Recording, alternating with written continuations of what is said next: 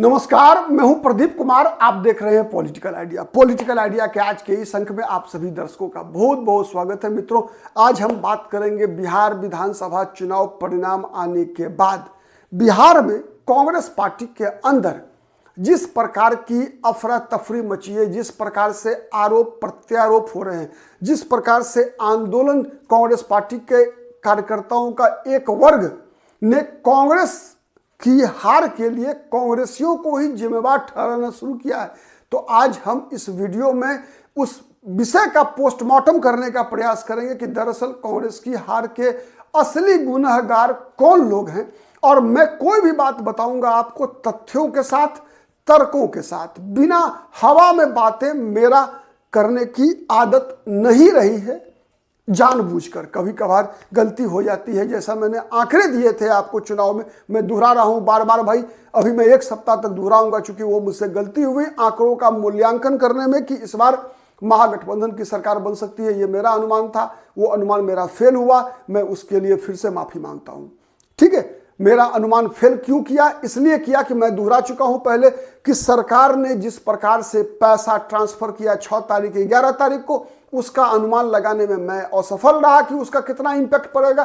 साथ ही मैं इस बात का भी अनुमान लगाने में नाकाम रहा कि जीविका दीदियों का जिस प्रकार से उपयोग चुनाव आयोग की मदद से बिहार में एनडीए की सरकार ने किया अपने हक में, उसका असर कितना होगा, इस बात का भी मूल्यांकन करने में मैं असफल रहा। मैं अपनी असफलता मानता हूं, उसी का परिणाम पर असर पड़ा है। लेकिन मैं शुरू से कहता रहा था कि बिहार के चुनाव में जब जब तेजस्वी यादव नीतीश कुमार के सामने आके खड़े होंगे विकल्प के रूप में, तब तब नीतीश कुमार भारी पड़ेंगे। ये मैं कह रहा था। मैं ये कई बार कहा था कि राहुल गांधी की इस बात को, महागठबंधन को स्वीकार कर लेना चाहिए कि चुनाव से पहले मुख्यमंत्री का चेहरा घोषित नहीं होना चाहिए। मल्टीपल चॉइसेज के साथ महागठबंधन को चुनाव में जाना चाहिए। और ये बातें साबित हुई, आंकड़े गवाह हैं कि बिहार में अधिकतर जगह तेजस्वी यादव के खिलाफ ध्रुवीकरण हुआ है। तेजस्वी यादव मुख्यमंत्री नहीं बन सके, उसके लिए कई विधानसभा सीटों पर मुसलमानों ने भी आरजेडी के खिलाफ वोट डाला है। सवर्णों ने तो डाला ही। कांग्रेस के उम्मीदवार को भी कई जगह सवर्णों का वोट इसलिए नहीं मिला कि आरोप लगा कि कांग्रेस के उम्मीदवार जीतेंगे तो मुख्यमंत्री तेजस्वी यादव बनेंगे। गैर यादव पिछड़ों का वोट महागठबंधन को इसलिए नहीं मिला कि जिससे कि इनकी जीत तेजस्वी यादव को मुख्यमंत्री बनाएगी। मतलब ये जनादेश तेजस्वी यादव के खिलाफ गया है। मैंने कई बार कहा कि बिहार में 3 प्रकार की ध्रुवीकरण होती है। मैं दोहरा रहा हूं इसलिए कि जिससे कि आपको याद दिला सकूं। कई दर्शक कह सकते हैं कि मैं एक ही बात को दोहराता इसलिए हूं कि कई नए दर्शक भी हमारे वीडियो को देखते हैं पहली बार। ठीक है, मैंने कई बार कहा है कि बिहार में 3 सामाजिक वर्ग के बीच के खिलाफ ध्रुवीकरण होता है। सवर्णों के खिलाफ 90 में शुरू हुआ, 90 में ही शुरू हुआ। मुसलमानों के खिलाफ मंडल आयोग लागू होने के बाद और मंदिर का आंदोलन शुरू होने के बाद, उसके बाद 2000 वर्ष ईस्वी के बाद जब से नीतीश कुमार 7 दिन के लिए मुख्यमंत्री बने थे, तब से यादवों के खिलाफ भी ध्रुवीकरण होता है। ये सच्चाई है। यादव के खिलाफ ध्रुवीकरण मतलब केवल आरजेडी के यादव के खिलाफ ध्रुवीकरण होता है। जदयू के यादव नेता के खिलाफ ध्रुवीकरण नहीं होता। बीजेपी के यादव नेता के खिलाफ ध्रुवीकरण नहीं होता। लेकिन आरजेडी के यादव नेता या यादव उम्मीदवार या यादव चेहरा तेजस्वी यादव का, उसके खिलाफ ध्रुवीकरण होता है। ठीक है, ध्रुवीकरण आप देखिए, इतिहास गवाह है बिहार का। जहां भी जदयू के विजेंद्र प्रसाद यादव हो, चाहे आलमनगर से विधानसभा चुनाव लड़ने वाले जीतने वाले इस बार भी नरेंद्र नारायण यादव हो, या लोकसभा चुनाव जीतने वाले दिनेश चंद्र यादव हो मधेपुरा से, या बीजेपी की टिकट पर चुनाव लड़ने वाले रामकृपाल यादव हो, या बीजेपी की टिकट पर चुनाव जीतने वाले अशोक कुमार यादव हो, या बीजेपी की टिकट पर चुनाव जीतने वाले नित्यानंद राय हो, इनके खिलाफ ध्रुवीकरण नहीं होता अन्य वर्ग में। लेकिन आरजेडी का जहां कहीं भी यादव उम्मीदवार होते हैं, उनके खिलाफ ध्रुवीकरण होता है। मानेंगे, जो कोई भी तेजस्वी यादव को मुख्यमंत्री बनाने की बात करता है, चाहे वो गैर यादव भी उम्मीदवार है अगर, तो उसके खिलाफ ध्रुवीकरण होता है। इस बात को मानने को तैयार आरजेडी नहीं थी। राहुल गांधी को इस बात की आशंका थी, इसीलिए राहुल गांधी ने अररिया में भी मना कर दिया था पत्रकारों के पूछने पर कि आप प्रधानमंत्री का उम्मीदवार तो राहुल गांधी ने आपको बता दिया 2029 के लिए, लेकिन आपने अब तक क्यों नहीं तेजस्वी यादव को बिहार में मुख्यमंत्री का चेहरा बनाया?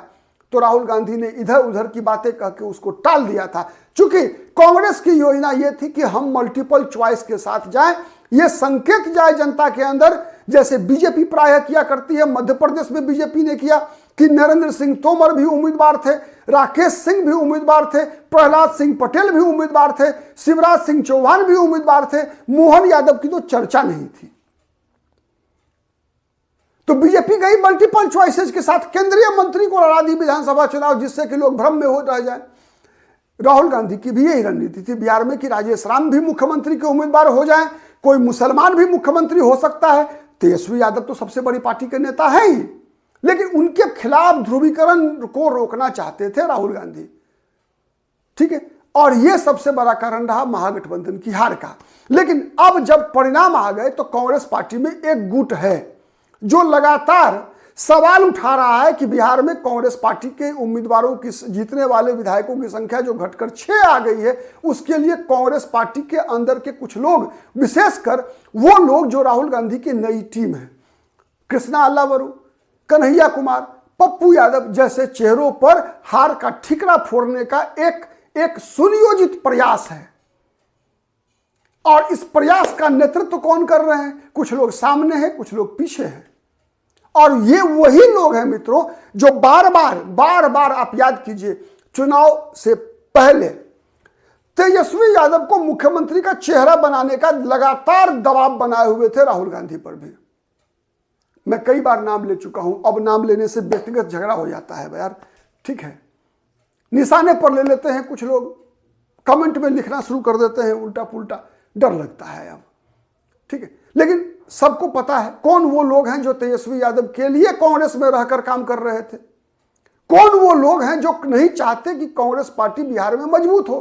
क्योंकि कांग्रेस की मजबूती का मतलब क्या होगा ये समझिए, कांग्रेस की ताकत बढ़ने का मतलब क्या होगा, किसकी ताकत घटेगी। और ऐसे कुछ कॉमन लोग हैं जो आरजेडी से कांग्रेस, कांग्रेस से आरजेडी करते रहते हैं, जो आरजेडी के पेरोल पर हैं। ऐसे ही लोग हैं जो लालू प्रसाद यादव को कांग्रेस पार्टी के कार्यालय में सदाकत आश्रम में ले जाकर डॉक्टर श्री कृष्ण सिंह की जयंती मनाते हैं। सब कुछ तो बता दिया मैंने, नाम छोड़कर सब कुछ बता दिया आपको। मतलब आप समझिए कि कांग्रेस पार्टी एक राष्ट्रीय राजनीतिक दल के बिहार में पहले मुख्यमंत्री की जयंती मनाने के लिए उसमें मुख्य अतिथि किसको बनाया जाता है? उस व्यक्ति को जिसने डॉक्टर श्री कृष्ण सिंह की जाति, डॉक्टर श्री कृष्ण सिंह को पेट भर भर के गालियां दी हो। सच है कि गलत है बताइएगा। केवल जाति की बात मैं नहीं कर रहा, कांग्रेस के खिलाफ ही राजनीति करके कद बढ़ा है उस नेता का। मैं बात कर रहा हूं लालू यादव की। 1990 में जिस दिन लालू यादव पहली बार मुख्यमंत्री बने थे, लालू यादव का बयान शपथ ग्रहण के दिन का मुझे याद है, जब पटना में जेपी की मूर्ति के समक्ष गांधी मैदान में लालू प्रसाद यादव 90 में शपथ ले रहे थे। उस दिन कहा था कि अब वो जमाना गया जब रानी की कोख से राजा पैदा लेता है। इशारा था इंदिरा गांधी के पुत्र राजीव गांधी पर, ठीक है। राजीव गांधी के बारे में यह कमेंट था कि अब वो समय गया जब रानी इंदिरा गांधी की कोख से पैदा लेने वाला राजीव गांधी देश में राज करेगा। उसके बाद से लालू यादव की रानी की कोख से कितने राजकुमार, कितने युवराज, कितनी राजकुमारियां पैदा ली है बताने की जरूरत नहीं है मित्रों। और जिस कारण से कांग्रेस बर्बाद हुई, जिन लोगों के कारण बर्बाद हुई, उन्हीं लोगों को कांग्रेस पार्टी के मुख्यालय में ले जाकर उन्हीं लालू प्रसाद यादव के प्रिय लोगों को कांग्रेस प्रदेश अध्यक्ष बनाया करती थी। तो वही लोग हैं जो कृष्णा अल्लावरू को नहीं चाहते, जो कन्हैया कुमार के बिहार में जो पलायन रोको, नौकरी दो पदयात्रा शुरू हुई थी, उसके खिलाफ थे।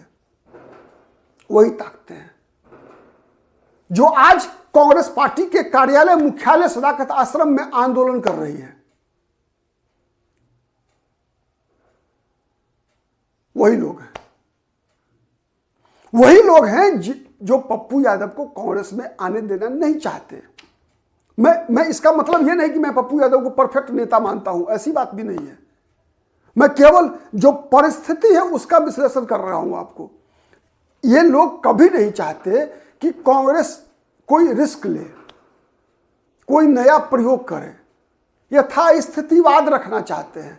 उसमें क्या होता है कि यार काहे का आदत है। देखिए देखिए, एक चीज मैं बताऊं आपको ईमानदारी से, जब तक कांग्रेस बिहार में सत्ता में थी और आज भी ऐसे लोग बहुत तेरे हैं जो संघर्ष की भाषा नहीं समझते, जिनके अंदर संघर्ष करने का मादा नहीं है, जो सड़क पर जाकर आंदोलन नहीं कर सकते, जो सड़क पर जाकर सरकार के खिलाफ लाठी नहीं खा सकते। ऐसे लोग क्या चाहेंगे? ऐसे लोग तो चाहेंगे ना कि किसी तरीके से सत्ता मिल जाए, बैकडोर से ही मिल जाए। तो कांग्रेस कब खड़ी होगी पैर पर? ऐसे लोग क्या करते हैं, कांग्रेस में नहीं मिली सत्ता तो चल जाएंगे जदयू में। गए हैं ना, दुद्दू को प्रदेश अध्यक्ष गए, अशोक चौधरी गए, प्रदेश अध्यक्ष थे, गए या नहीं गए? रामजितन शर्मा पहले थे प्रदेश अध्यक्ष, रामजितन सिन्हा गए कि नहीं गए?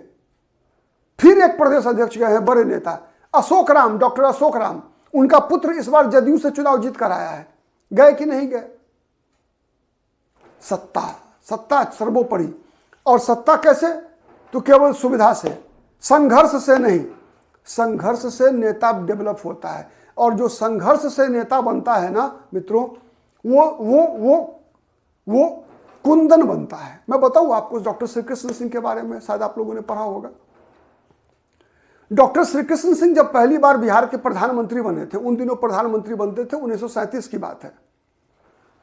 डॉक्टर श्री कृष्ण, महात्मा गांधी और डॉक्टर राजेंद्र प्रसाद, महात्मा गांधी कांग्रेस के सर्वोच्च नेता थे, चाहते थे डॉक्टर श्री अनुग्रह नारायण सिंह को बिहार का प्रधानमंत्री बनवाना। उन दिनों प्रधानमंत्री हुआ करता था। 52 के बाद कहा जाता है, जब संविधान लागू हुआ उसके अनुसार पहला आम चुनाव हुआ 1952 में, तब से मुख्यमंत्री हुआ, उससे पहले प्रधानमंत्री कहलाते थे लोग। तो बिहार के पहले प्रधानमंत्री बनवाना चाहते थे किसको? अनुग्रह नारायण सिंह को। लेकिन दो बिहार के संत थे, या संत कह लीजिए, जो भी कह लीजिए आप, किसी के लिए संत होंगे, किसी के लिए राजनेता होंगे, किसी के लिए कुछ भी होंगे। तो दो ऐसे लोगों की जिद के कारण, एक थे स्वामी सहजानंद और दूसरा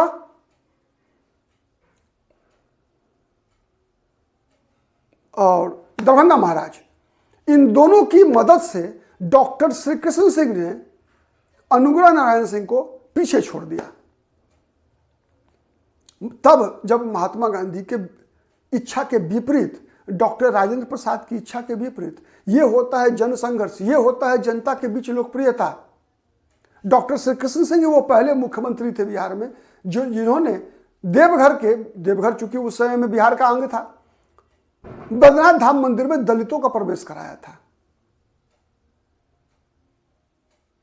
तो मतलब केवल राजनेता नहीं थे, वो स्टेट्समैन थे वो लोग। बिहार का औद्योगिक विकास की अगर विश्वकर्मा अगर किसी को कहेंगे तो डॉक्टर श्री कृष्ण सिंह होंगे। ठीक है, खैर, तो ऐसे लोग नहीं चाहते कांग्रेस बिहार में अपने पैरों पे खड़ी हो। और क्यों नहीं चाहते? इसलिए कि कांग्रेस अगर मजबूत हुई तो फिर कमजोर आरजेडी होगी। और इसीलिए लगातार आंदोलन करने वाले लोगों के निशाने पर दिखावा है अल्लाह बरू कन्हैया कुमार पप्पू यादव का। असली निशाना कांग्रेस ही है। असली निशाना राहुल गांधी के प्लानिंग को फेल करना है, राहुल गांधी की योजना को फेल कर देना है बिहार में, जिससे कि फायदा आरजेडी को हो। ऐसी ताकतें लगातार लगी हुई है। नजर बना के रखिए पॉलिटिकल आइडिया पर। हर उस खबर का विश्लेषण आपके समक्ष लेकर आने का प्रयास होगा। निष्पक्ष, निर्भीक, ईमानदारी से कोशिश होगी। विश्वास रखेंगे, समझने का प्रयास करेंगे, तो फिर अगर सब में आपको दिखेगा, शक की नजर से देखेंगे, तो नहीं चलेगा काम। मैं कांग्रेस की आलोचना भी करता हूं, कांग्रेस के अच्छे कामों की प्रशंसा भी करता हूं। मैं वो रास्ता बता सकता हूं जिससे कांग्रेस का भी उद्धार हो सके। क्योंकि मेरा मानना यह भी है कि देश के अंदर दो राष्ट्रीय राजनीतिक दल का मजबूत रहना ज्यादा आवश्यक है। नहीं, आज के लिए इतना ही। सहमत है तो कमेंट करके जरूर बताइएगा। असहमत भी हैं तब भी कमेंट कीजिए मर्यादित शब्दों में, जिससे कि लगे कि हम सभी लोग पढ़े लिखे बिहारी हैं। नहीं, अगर पसंद आता है तो लाइक कीजिएगा, शेयर कीजिएगा, जिससे कि अधिक से अधिक लोगों तक बातें पहुंच सके। अब तक यदि पॉलिटिकल आइडिया को सब्सक्राइब नहीं किया है तो प्लीज सब्सक्राइब कीजिएगा। आज के लिए इतना ही। बहुत बहुत धन्यवाद।